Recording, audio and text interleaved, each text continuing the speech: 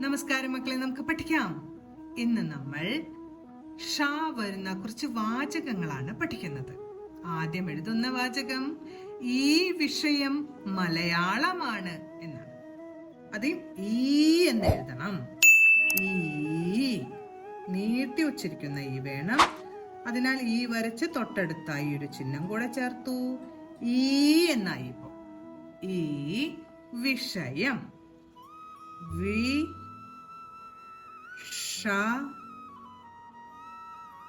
യം യാ എഴുതി അമ്മിന്റെ ചിഹ്നം.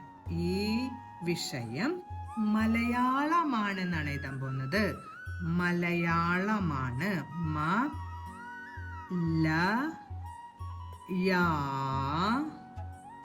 യാ എഴുതി ആന്റെ ചിഹ്നം.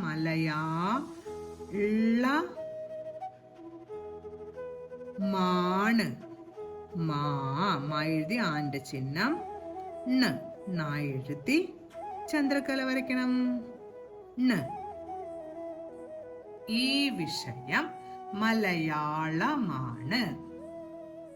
അടുത്തത് നമ്മൾ പഠിക്കാൻ പോകുന്ന വാചകം നീലമഷിയാണ്. അപ്പൊ നീല എന്ന് എഴുതാം. ആദ്യം നീല നീല മഷിയാണ്.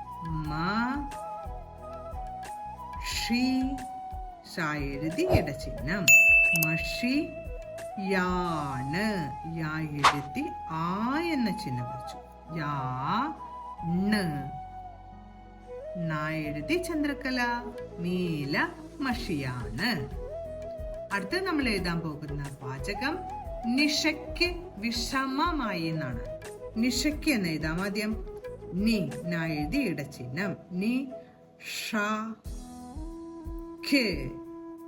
കൂട്ടക്ഷരം എഴുതണം. നിഷയ്ക്ക് ചന്ദ്രക്കല. നിഷയ്ക്ക് വിഷമമായി.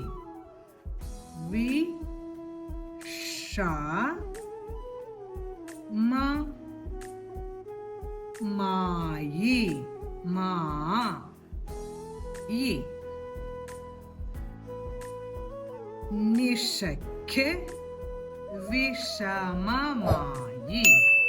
ഇന്ന് നമ്മൾ ഷാ വരുന്ന വാചകങ്ങളാണ് പഠിച്ചത്. ഏതൊക്കെ വാചകങ്ങളായിരുന്നു? ഈ വിഷയം മലയാളമാണ്. അടുത്തത് നീലമഷിയാണ്. അവസാനത്തെ വാചകം നിഷയ്ക്ക് വിഷമമായി. ഓരോ വാചകങ്ങളും പറഞ്ഞുകൊണ്ട് എഴുതി പഠിക്കാൻ ശ്രമിക്കണം. അടുത്ത ക്ലാസ്സിൽ കാണാം മക്കളെ. നമസ്കാരം.